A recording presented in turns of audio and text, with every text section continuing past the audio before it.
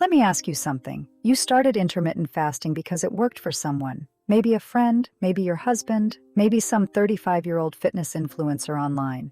You skipped breakfast, pushed through the hunger, waited until noon or later to eat. And maybe for a little while, it felt like it was working. But then something shifted. You started waking up at 3 a.m. You felt wired but exhausted at the same time. Your belly seemed to get puffier, not flatter. And you thought, what am I doing wrong? You weren't doing anything wrong. The problem is that you were following rules that were never written with your body in mind. Here's what we're going to unpack today. Intermittent fasting isn't inherently bad. But for women over 50, the way most people practice it, long fasting windows, skipping breakfast, pushing through hunger, can quietly work against your hormones instead of with them. Specifically, we're going to talk about cortisol, what it is, why it behaves differently in your body at this stage of life, why prolonged fasting can push it in the wrong direction, and what you can actually do about it. This isn't about scaring you away from fasting, it's about giving you the full picture so you can make it work for you, not against you. Because there is a version of this that supports your energy, your metabolism, and your body composition, it just looks a little different than what most fasting guides describe. So let's get into it. Most conversations about intermittent fasting focus on insulin. Lower your insulin, burn more fat, reset your metabolism. And that logic is real, insulin is important, but there's another hormone running a parallel story that rarely gets mentioned in the same breath, and that's cortisol. Cortisol is your primary stress hormone. Your adrenal glands release it in response to physical or emotional stress, and it plays a central role in regulating blood sugar, inflammation, immune function, and energy. One of its main jobs is to raise blood glucose when your body perceives a threat, whether that threat is a deadline at work, a hard workout, or going 12 to 16 hours without eating. Here's where it gets interesting for women over 50 specifically. Before menopause, estrogen acts as a natural buffer for cortisol. It essentially helps regulate how sensitive your body is to stress signals. When estrogen drops, and it drops significantly in perimenopause and menopause, that buffer disappears. Your stress response becomes more reactive. Things that your body used to handle quietly now trigger a larger cortisol release. This is not a flaw, it's a biological shift. But it means the same fasting protocol that a 38-year-old woman tolerates without issue might produce a meaningfully different hormonal response in a woman at 52. And then there's the difference between men and women more broadly. Men generally have higher baseline cortisol thresholds and more testosterone to counteract cortisol's muscle-wasting effects. When a man fasts for 16 hours, his stress response is more muted. His body leans into fat burning more readily. When a postmenopausal woman fasts for the same window, her body may interpret that fast as a genuine threat and respond accordingly, spiking cortisol to mobilize glucose and preserve perceived survival resources. The result? Disrupted sleep. Increased abdominal fat storage, because cortisol specifically directs fat toward the belly. Heightened anxiety or irritability. And over time, adrenal fatigue that makes everything harder. This is why women over 50 come to me and say, I've been fasting for 3 months and I actually feel worse. It's not willpower, it's physiology. Now here's the part that surprised even me when I first started digging into this research. It's not just about whether you fast, it's about when during the day you do it and what happens to your cortisol rhythm as a result. Your cortisol doesn't stay flat all day. It follows a predictable daily pattern called the cortisol awakening response. In a healthy system, cortisol peaks about 30 to 45 minutes after you wake up. That spike is actually beneficial. It's your body mobilizing energy, sharpening your focus, and preparing you for the day. Then it gradually tapers throughout the afternoon and evening, hitting its lowest point in the middle of the night. That morning cortisol peak is also the window during which your body naturally draws on stored energy. So in theory, fasting in the morning sounds like it lines up perfectly with this rhythm, and for some people, it does. But here's the catch. When estrogen is low, that morning cortisol peak can become exaggerated. Instead of a clean, moderate rise and fall, you get a sharper spike that doesn't taper cleanly. And if you're also fasting, which is itself a mild physiological stressor, you're stacking stressors on top of an already heightened cortisol environment. For many women over 50, this combination manifests as that characteristic anxiety that shows up mid-morning. That jittery, low-grade feeling even when nothing stressful is happening. That inability to focus until you finally eat something at noon or later, and suddenly you feel like a human being again. That's not you being weak. That's cortisol running too hot for too long. Research from the journal Nutrients and several related studies on female-specific fasting responses have consistently pointed to the same pattern.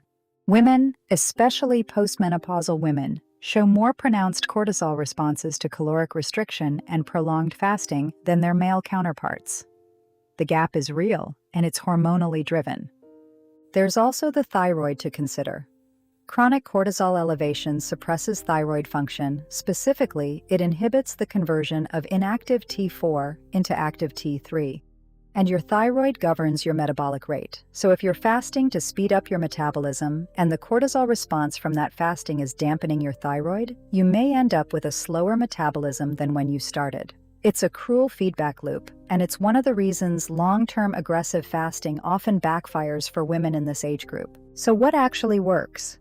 Because I don't want to just hand you a list of problems without giving you the pathway through them. Let's talk about what a smarter fasting approach looks like for a woman whose body is working with a different hormonal blueprint. The first thing to understand is that shorter fasting windows are not a compromise. They're a strategic choice. For most women over 50, a 12-hour fast is actually the sweet spot, and it's easier than it sounds. If you finish dinner at 7 p.m. and eat breakfast at 7 a.m., that's a 12-hour fast. You're supporting overnight cellular repair and metabolic reset without triggering a prolonged cortisol stress response in the morning. Some women do well extending to 13 or 14 hours occasionally, especially on days with lower stress and adequate sleep. But the 16 to 18-hour fasting windows that dominate most intermittent fasting content? Those are often too long for a postmenopausal woman whose cortisol system is already running without its primary buffer. The second shift is about what you eat when you break your fast. Protein is the priority, not as a trend, but as a biological necessity. After 50, your body becomes less efficient at using dietary protein to build and maintain muscle, a process called anabolic resistance. You need more protein, not less, and you need it earlier in the day when muscle protein synthesis is most responsive. A breakfast that includes 30 to 40 grams of protein doesn't just feed your muscles, it also dampens that cortisol spike by signaling to your nervous system that resources are available. Safety, biologically speaking. Third, timing matters more than people realize. Early time-restricted eating, where your eating window is front-loaded toward the earlier part of the day, rather than pushing everything to a late lunch and dinner, aligns better with your cortisol and insulin rhythms. Studies have found that eating earlier in the day improves insulin sensitivity, reduces cortisol, and supports better sleep. The social reality of eating early isn't always convenient, but even shifting your dinner 30 to 45 minutes earlier can make a measurable difference. And fourth, this one is often overlooked. Fasting on days when your other stressors are high is not a great combination. Poor sleep, a high-stress workday, an intense workout. Each of these raises cortisol on its own. Layering a long fast on top compounds the load. On those days, eating a balanced breakfast isn't giving up. It's managing your hormonal environment intelligently. If you want to go deeper on this, on how to structure your nutrition around your cortisol patterns, how to read your own body's signals, and what labs to ask your doctor about, that's exactly what we explore over at Elevated Woman Lab. Every piece of content there is built around real physiology for real women in this chapter of life. There's something worth naming here that goes beyond the mechanics of cortisol and fasting windows. A lot of women over 50 come to intermittent fasting from a place of frustration. They gained weight during perimenopause without changing anything. They tried what worked in their 30s and it stopped working. They're looking for a reset, a solution, something they can control. That frustration is completely valid. The metabolic shift that happens around menopause is real and significant. Estrogen loss affects where fat is stored, how efficiently glucose is used, how much muscle the body retains. You're not imagining it, and you're not failing. But the answer to a body that's under more hormonal stress is rarely to add more physiological stress on top of it. The answer is to work with your biology rather than trying to override it. That means eating enough, especially enough protein. It means managing cortisol through sleep, through boundaries around stress, through movement that supports rather than depletes. It means fasting in a way that respects where your hormonal system actually is, not where it was 15 years ago. Women who thrive in this chapter aren't the ones who fast the longest or restrict the hardest. They're the ones who understand their body's new rules and play the game accordingly. Let me bring this all together. Intermittent fasting can be a useful tool for women over 50, but the version most people default to was largely developed from research on men and younger women. Prolonged fasting can elevate cortisol in ways that are particularly pronounced after menopause, when estrogen is no longer moderating the stress response. That elevated cortisol can disrupt sleep, increase belly fat, suppress thyroid function, and leave you feeling worse despite your best efforts.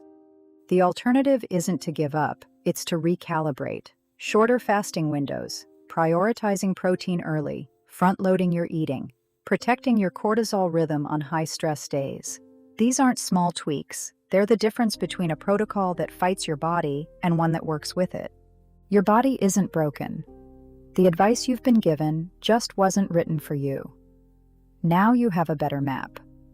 If this gave you something useful, Elevated Woman Lab is where we keep going deeper, real science, practical strategies, and a community of women who are navigating this exact chapter. Come find us there.